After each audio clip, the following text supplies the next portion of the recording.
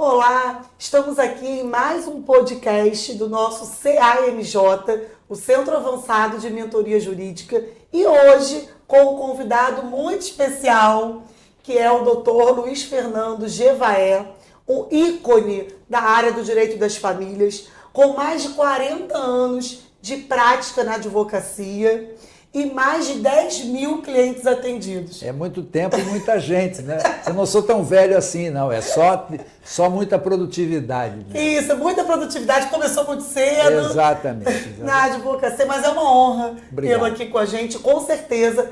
Né, os colegas que estão nos assistindo, estudantes de direito, advogados em início de carreira e também durante os que já estão. É sempre bom aprender e ouvir com o Dr. Gevaé. Então, doutor Gevaé, eu queria te fazer uma pergunta para iniciar. Claro. Após, como eu disse, 40 anos de prática na advocacia, mais de 10 mil clientes atendidos e se tornou uma grande referência. Obrigado. Como um advogado de direito de família. Qual é a receita? Como o senhor consegue isso? Qual foi essa trajetória? Conta pra gente. Em primeiro lugar, queria agradecer o convite, dizer minha alegria de estar aqui participando.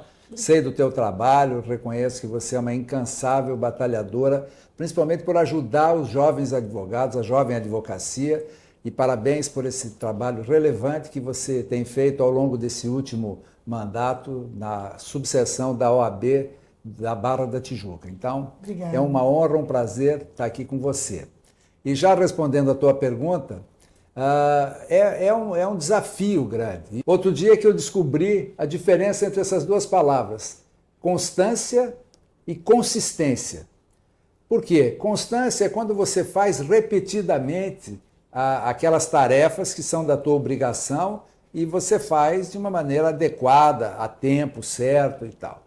A consistência significa você fazer profundamente, com intensidade, com valor, trazendo valor para aquilo que você faz.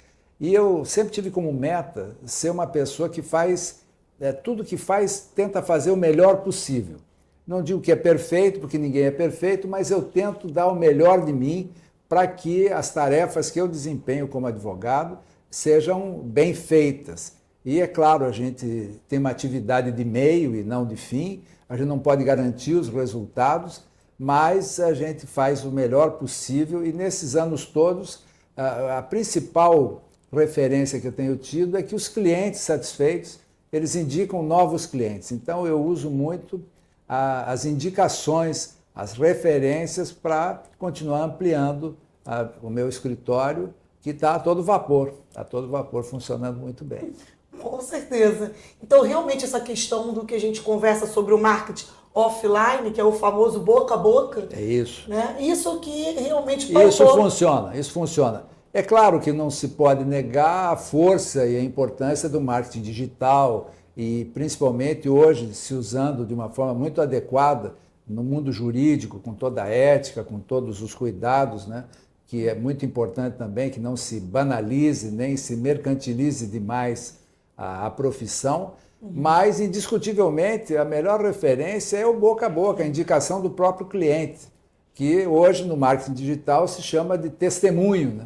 Sim. Mas é aquela pessoa que diz, não, vai no meu advogado que resolveu o meu problema, etc. Diz que fui eu que mandei, etc. Então, eu acho que é insubstituível.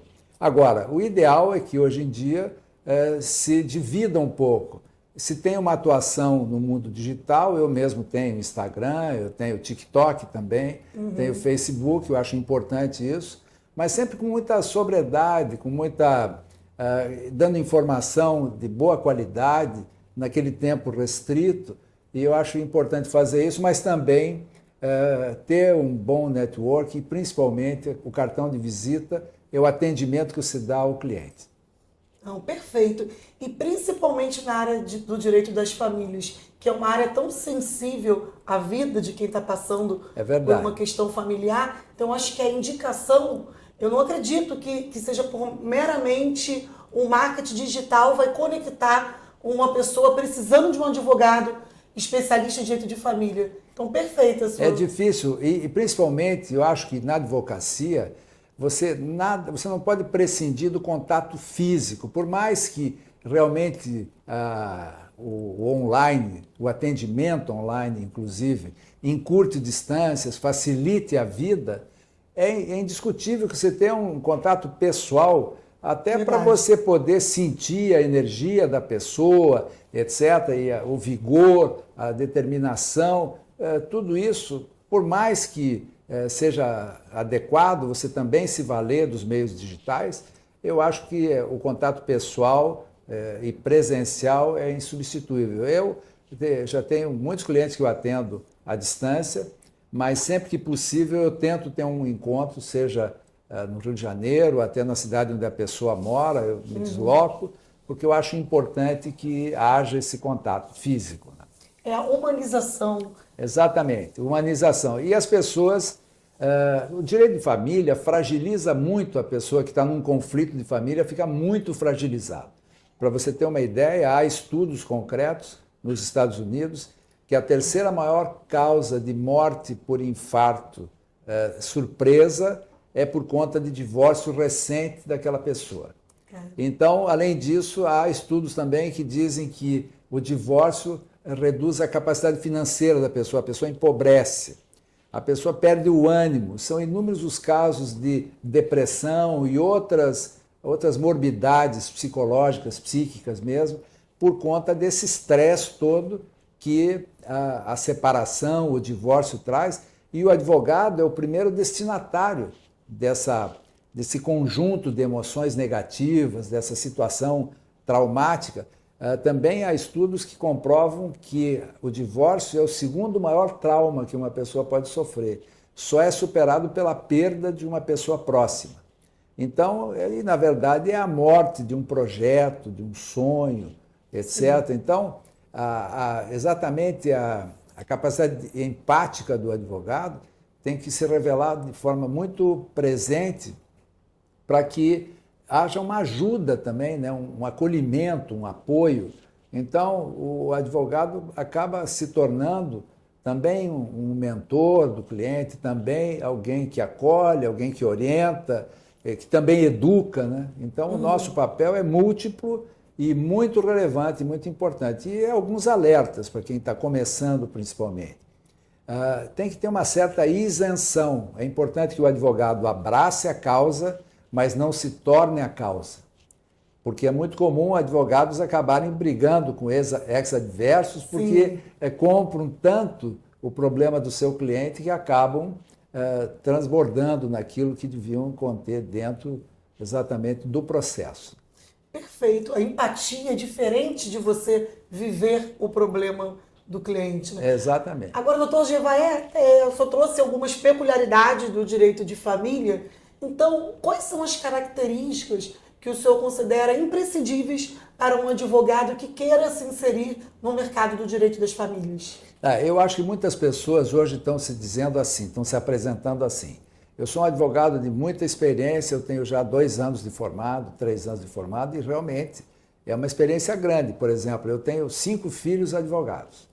E para todos eles eu orientei que desde o primeiro dia do primeiro ano começasse a fazer estágio. Porque eu acho que a experiência é muito importante. Conviver com advogados mais experimentados vai temperando e vai acrescentando informações que às vezes a faculdade, pela formação, não acrescenta. E principalmente a bagagem que você assimila num estágio bem feito, pela convivência num ambiente jurídico. Então eu acho que as qualidades do advogado ele tem que ser estudioso, ele tem que gostar de se aprofundar, de estudar. Hoje em dia dizem o seguinte, que você em 1 ano já está pronto. Eu tenho 40 e cada dia eu aprendo uma coisa nova, eu estudo até hoje, eu vou lá me informar da jurisprudência, saber das novidades no campo da tecnologia, né? Dos novos contextos aí da tecnologia, com a inteligência artificial e outros tantos recursos, né? Um escritório, à medida que ele cresce também, ele se torna uma pequena empresa, né? Porque tem funcionários administrativos, tem as parcerias, tem os colegas advogados, os sócios. Aí você tem também uma administração, uma gestão disso, né? Então, eu acho que o fundamental é que a pessoa esteja profissionalmente preparada, que tenha bom estudo e boa experiência e principalmente que ela escolha a área que ela vai atuar. Eu não acredito que você consiga, com as dificuldades do mundo moderno, você ter resultados expressivos em múltiplas áreas, né? Como antigamente, eu sou do tempo que o advogado fazia civil e penal. Quer dizer, o jeito era múltipla tarefa. E tinha gente muito boa nisso. Tinha gente que era ótimo civilista e ótimo criminalista. Hoje é impensável isso, com o volume de jurisprudência produzida, o volume de processos, etc. Você acaba ficando num nicho. Eu acho que isso também é outra recomendação. Escolher um nicho e ficar nele e se aprofundar. Era a minha pergunta. Se eu ia perguntar para o doutor, advogado generalista ou especialista? Então já está respondido. Sem dúvida. Especialista, principalmente alguém focado na matéria, que acaba ganhando autoridade e se torna uma referência. Mas isso com acumulação de horas e de tempo também. Porque é importante ter maturidade também para o exercício da advocacia. Porque muitas vezes a ousadia, né, aquela energia da juventude faz com que se adotem algumas posturas que depois trazem risco para o cliente. Então, é importante ter essa moderação e principalmente os princípios que o novo Código de Processo, que já não é tão novo assim, o velho novo Código de Processo Civil, da celeridade processual, da busca da solução da demanda pelos meios alternativos, né, como mediação, conciliação, negociação. Então, o advogado hoje ele tem que ser especialista na matéria dele, concentrado e, de preferência, um nicho que seja em que ele seja bem profundo. As pessoas, quanto mais profundidade de conhecimento o advogado tenha, mais causas relevantes acabam chegando às mãos dele. Porque quando tem um problemão sério, você vai procurar alguém que seja autoridade naquilo. Então, eu acho que o objetivo tem que ser esse. Tem que ser alcançar uma experiência, uma expertise que te leve à autoridade e, com isso, você cumpre o teu papel, o teu munus público no exercício da advocacia. Perfeito, perfeito. E dentro do direito das famílias, o que o senhor considera como as maiores dificuldades para o advogado na atuação do direito das famílias? São várias as dificuldades, né? Eu converso com gente jovem que me procura às vezes para pedir opinião ou para ajudar, etc. A maior dificuldade que tem é clientes, né? Quando você começa a advocacia, normalmente você não tem clientes. Então, hoje se divulga muito aí nas redes sociais que você fazendo o uso do marketing digital, você fica conhecido. Isso não é bem verdade, porque ninguém vai contratar um advogado sem ter uma referência, de onde é que ele veio, o que ele faz, quais são os clientes dele, etc. Então, essa dificuldade do cliente, eu já fui alguém que começou, né? Hoje eu tenho 40 anos, mas há 45 eu estava começando. Então, tenho 40 anos de experiência, né? Não de idade, infelizmente, né? Mas eu estava começando, e como é que eu comecei? Eu comecei me tornando conhecido. Olha, eu queria que as pessoas do meu relacionamento soubessem que eu era advogado. Porque tem gente que convive com bastante pessoas e não divulga que é advogado. Sim. Ou divulga, eu sou advogado. Mas advogado é uma coisa genérica, né? Então, é advogado especialista no quê? Em imobiliário, em condomínio, em reuniões de condomínio, em condução de assembleias, como é o teu caso, né, que você é especialista nisso também. Mas dentro desse nicho do imobiliário, e também família, você trabalha bastante, né? Preciso nichar mais. Exatamente, eu também acho, recomendo. Então, quando você se apresenta e diz, eu sou advogado de família, aquilo fica, você causando uma boa impressão. Outra coisa que eu acho importante, eu, por exemplo, sábado, normalmente como é que o profissional faz? Sai de casa para dar um passeio, não sei o quê, à vontade. Alguns homens não fazem a barba, etc. Sai com uma camiseta, às vezes, né, de qualquer jeito. Eu, toda vez que saio, eu penso que eu posso encontrar um cliente que faça a mudança na minha vida, ou então um desembargador, ou então um ministro, ou então um juiz. E qual a impressão que essa pessoa vai ter de você Se você estiver todo desgrenhado, com camiseta regata, suja ou suada, você com barba por fazer, o cabelo desgrenhado, um chinelo de qualquer jeito, com um copo de cerveja na mão, fazendo arruaça, etc. Então, essa postura pública também é importante que o advogado, se quer vencer, se não quer ser um advogado mais um no meio da multidão, ele tem que se destacar em todos os momentos. Tem que ser advogado 24 horas por dia. Ah, mas não relaxa? Então relaxa, mas sem perder a postura. Eu acho que isso é importante. São recomendações que eu faço questão de dizer para todos os advogados que me procuram. Perfeito. Até porque a nossa profissão, ela requer uma sobriedade. Nós somos uma profissão séria, de muita responsabilidade, e o cliente precisa enxergar, né, na advocacia, enxergar o seu advogado, que ele é uma pessoa séria. Então a aparência é tudo. E muitas vezes a gente repara o contrário, até de pessoas que são sérias, mas estão se mostrando inferiores até do que elas realmente são na internet. Verdade. E uma coisa importante também que eu às vezes falo é o seguinte: o que os teus colegas da faculdade achavam de você enquanto você era aluno? As pessoas entendiam que você era alguém que era estudioso, que conhecia a matéria, se socorriam de alguma ajuda da tua parte. Essas pessoas são os teus primeiros clientes. Então, se você foi um estudante que se destacou, que era reconhecido como alguém estudioso, alguém que levava a sério, que fazia os melhores trabalhos, que já fazia a diferença, certamente quando o profissional vai ter menos dificuldade. Mas qual é a dificuldade? Que durante a faculdade, a maioria dos jovens, ainda muito jovens mesmo, entendem que só tem que se preocupar com isso, com essa sobriedade que você falou muito bem, depois de se formarem. Então criam aquela imagem da faculdade, do sujeito que fazia bagunça, que levava tudo na farra, era o mais animado, mas não era o mais sério, não era o mais relevante. Então, na sequência, normalmente, as pessoas levam mais tempo para confiar. Então, eu acho que isso é bem interessante também. Você ser um advogado já durante o curso de Direito. Porque eu dei aula há bastante tempo e eu dizia para os meus alunos: olha, vocês são advogados em fase inicial. Então tem que ter uma postura de advogado, tem que se expressar como um advogado, porque a grande arma do advogado é a palavra, né? Então como é que você pode se expressar adequadamente se você não conhece português, se você não sabe manejar a língua, né?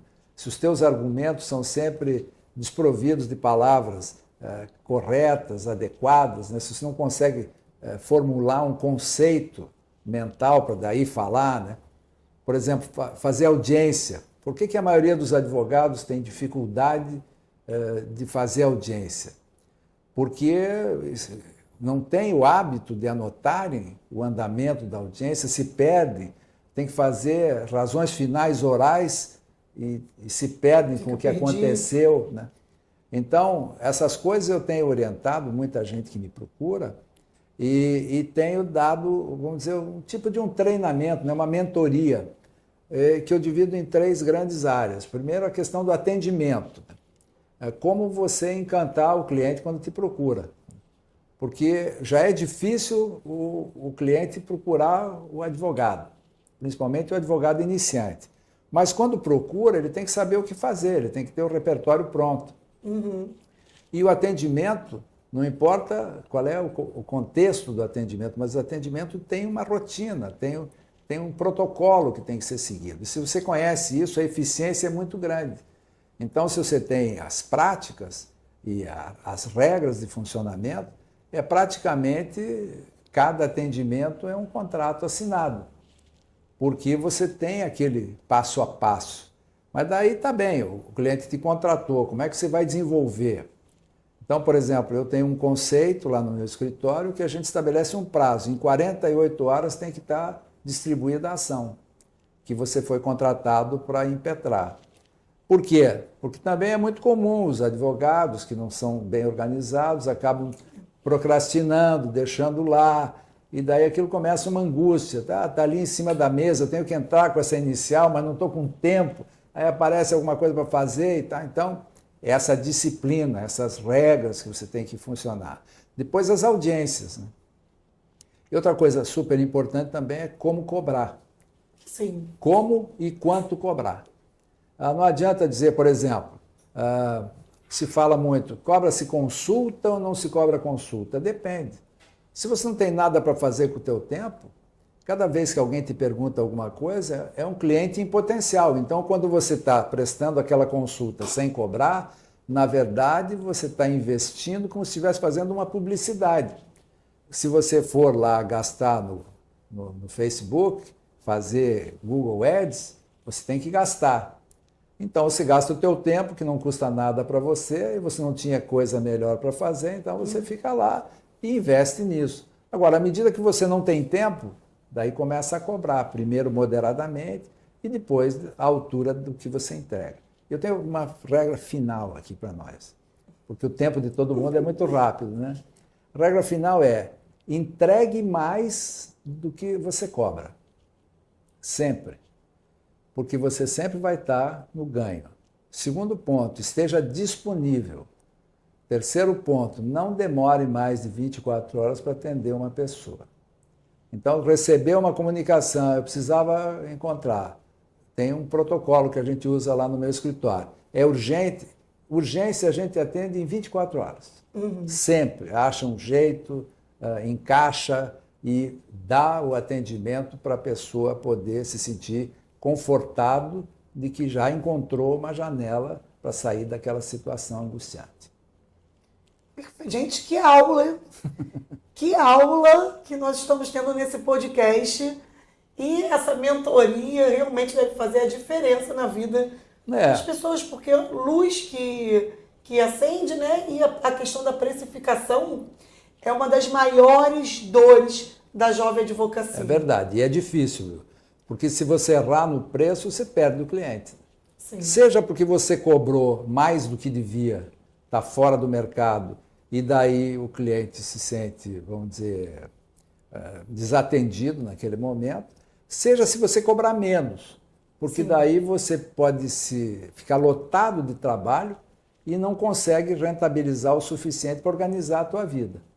Então tem que ter muito cuidado na precificação da tua hora. E é diferente que a hora de alguém profissional, experiente, é maior do que a do profissional que está começando. Claro. E isso pode ficar claro para o cliente. Você pode dizer, olha, eu ainda pratico preços que eu sei que são em conta, porque eu estou querendo ganhar cliente, mas então você, que eu estou fazendo essa gentileza de cobrar mais barato um pouco, me retribua indicando teus amigos.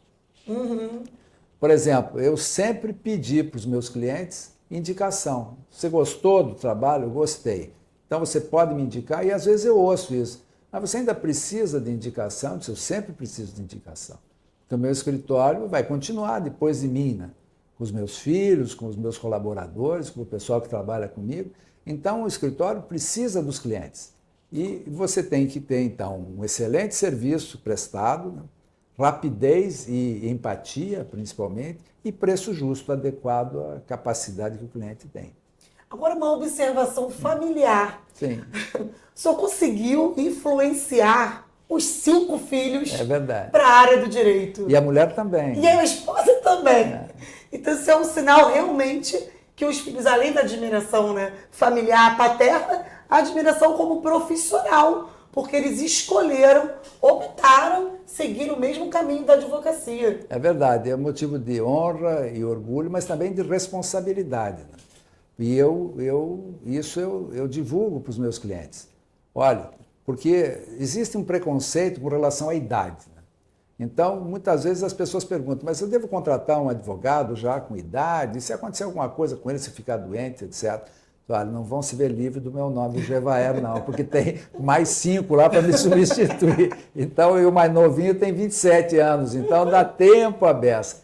Isso também é uma responsabilidade com o teu nome, porque eventual problema que você tenha vai repercutir na família toda, né? Uma família de advogados, eu tenho o maior orgulho disso. E agora, outra observação, questão do estudo constante. Eu vejo pessoas muito mais muito mais jovens que já não têm essa preocupação tanto com o estudo. O estudo na advocacia é diário, né? Nós precisamos de atualizar o tempo inteiro. E essa questão também da advocacia é um olhar muito amplo, né? Muito multidisciplinar. Então a questão do Dr. Gevael também contribui, porque ele também é multidisciplinar nas suas formações. É verdade, eu brinco que não tinha ar-condicionado na minha casa, então eu ia para a faculdade, né? Porque eu tenho muito orgulho de dizer que eu fiz 4 faculdades, estudando à noite e trabalhando de dia, e que é perfeitamente possível, é cansativo, mas é possível. Eu me formei em Economia, Administração de Empresas, em Ciências Contábeis e em Direito. Então, eu imaginava que iria exercer a especialidade de tributarista. E no final não deu isso, né? Porque a minha prática foi se orientando para o direito de família e eu acabei ficando no direito de família e adoro a área, o ramo. Mas o fato de você ser multifuncional faz com que o teu atendimento seja muito mais preciso. Porque hoje em dia, na disputa de patrimônios maiores, que envolvem empresas e eventual dificuldades na área imobiliária também, então essa preparação toda faz com que você fique melhor qualificado para prestar um melhor serviço. Não, faz toda a diferença. A última pergunta. Sim. O porquê direito das famílias? Foi o direito das famílias que te escolheu ou você escolheu o direito das famílias? Como foi esse casamento com essa área que tanto repercutiu positivamente na sua vida, na sua história? Os experientes sabem que não é você que escolhe a especialidade, é ela que te escolhe, né? Eu fui escolhido pelo direito de família e gostei muito, porque é muito vasta a possibilidade de você atuar. Então, por exemplo, você lida com um comportamento humano que é um universo inesgotável, né? Saber como a pessoa funciona, como pensa, você poder influenciar aquela pessoa para mudar um comportamento, para mudar um entendimento, às vezes para enxergar a vida de outra maneira, né? Porque todas as pessoas que chegam para mim, chegam em frangalhos. E aquela pessoa, depois de resolver o problema, tem que retomar a vida. Então, não se trata só de você resolver um problema jurídico. Eu digo sempre o seguinte, a gente não resolve processo, a gente resolve a vida das pessoas. E isso a gente resolve da melhor maneira possível, porque quando você tira o conflito, tira o problema, a pessoa vai ficar com as condições dela. E o que ela vai fazer se ela não se preparou? Então, desde a primeira consulta, eu já oriento os meus clientes a fazerem alguma coisa para depois daquele divórcio. Principalmente mulheres, que eu atendo muitas mulheres. Então, tem mulheres que se dedicaram a vida inteira ao casamento, à família, e de repente se veem sem nada. E não pensam no que vão fazer depois, né? Porque uma hora o conflito acaba, a briga acaba, o processo acaba e a vida continua. Daí ficam as pessoas sem rumo. Então a gente dá esse apoio, esse acompanhamento, essa orientação para que as pessoas deem sentido à própria vida além da briga. E tem gente que fica tão viciado na briga que não consegue terminar. Então, quer mais. Não consegue romper o ciclo. Exatamente, porque o ódio e o amor estão muito próximos, né? Então, aquele amor se torna um ódio e é muito difícil aquela ruptura, né? E a gente tem bastante experiência nisso e é muito rico. Eu recomendo direito de família para as pessoas. Meus parabéns, não só pela sua fala hoje brilhante nesse podcast, mas pela sua vida, pela sua trajetória, que realmente acende uma admiração nas pessoas, e eu sou uma delas. Obrigado. Eu digo isso pessoalmente, que desde o primeiro dia que eu fui no seu escritório, já te conhecia pelo nome, pela referência de autoridade de direito de família. Mas indo até lá, eu conheci de perto todo o seu cuidado com o cliente, todo o seu zelo. E eu lembro quando você comentou o cliente em primeiro lugar. Verdade. Né? O cliente é a nossa prioridade.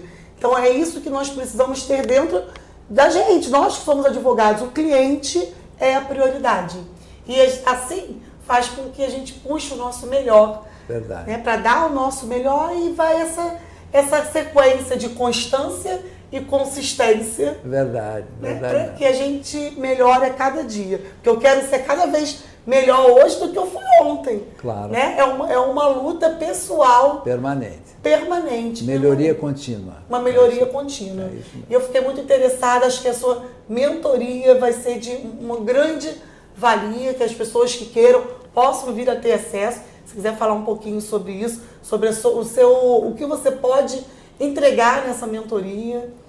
A gente tem aceitado mentorar advogados, né, em áreas específicas como atendimento de cliente, audiências também e processos, organização de processos internos, porque o processo que está lá na justiça tem que obedecer a um processo interno para que não se perca aquilo. Então, esses processos internos e essa sistemática a gente tem aceitado mentorar pessoas. Mas é uma coisa assim que tem que haver muita vontade da pessoa e tem que se avaliar também qual é o momento em que o advogado está. Se ele está pronto para esse tipo de mentoria, ou se precisa de uma coisa mais simples ou não. Então, de qualquer maneira, eu estou disponível, as pessoas que tiverem interesse, a gente atende com o maior carinho. Tá ótimo. Depois vamos divulgar maiores informações sobre as mentorias. E, para finalizar, pedir para que deixe uma mensagem para quem está nos ouvindo nesse podcast do CAMJ. Muito obrigada. Eu passo a palavra para finalizar com o doutor Gevaé, que nos honrou com a presença aqui hoje no nosso podcast do CAMJ. Muito obrigada. Super obrigado, Patrícia. Você é uma colega, uma companheira assim espetacular, tem todo esse carinho, esse acolhimento que é só teu. E isso reflete no teu sucesso, na tua rede de amigos, que você, no teu brilho também. É um prazer estar aqui. Eu adoro a advocacia. Eu não teria sido outra coisa se não tivesse sido advogado, porque eu acho que a advocacia permite você se realizar plenamente, em qualquer área que você faça. Eu acho que realmente é um munus público, você tem um contexto de intervenção na vida das pessoas, na sociedade, perante a comunidade que você vive. Então, é preciso que se valorize bastante a advocacia, principalmente a partir da postura do advogado. E depois também pela atuação sempre pronta da OAB, que tem sido assim incessante na defesa das prerrogativas dos advogados, e eu entendo que isso tudo gera um processo muito relevante para a sociedade brasileira. E para finalizar, eu quero dizer o seguinte, que as pessoas, vocês jovens advogados que vão estar ouvindo, porque exatamente essa tua iniciativa de fundar o CAMJ é primorosa, porque muitas vezes o advogado termina a faculdade, ainda não tem tempo e nem disponibilidade, nem maturidade para fazer uma pós, uma coisa assim, que é uma coisa mais prática, né? E a mentoria serve exatamente isso, para introduzir o advogado no mundo jurídico, de uma maneira que ele possa sobreviver daquilo e possa se dedicar e ampliar e prosseguir. Então, parabéns a você, parabéns a CAMJ, parabéns a vocês todos que são advogados e os que não são podem ser ainda. Outra coisa importante, viu? Tem muitos advogados brilhantíssimos que decidiram pela advocacia já maduros, como uma segunda ou até terceira formação, às vezes com filhos já formados, etc., e encontram um grande prazer no exercício da advocacia por conta da maturidade, da importância e da relevância da função que o advogado exerce. É isso, boa sorte para todos, um prazer estar aqui e até uma próxima. Até a próxima, muito obrigada.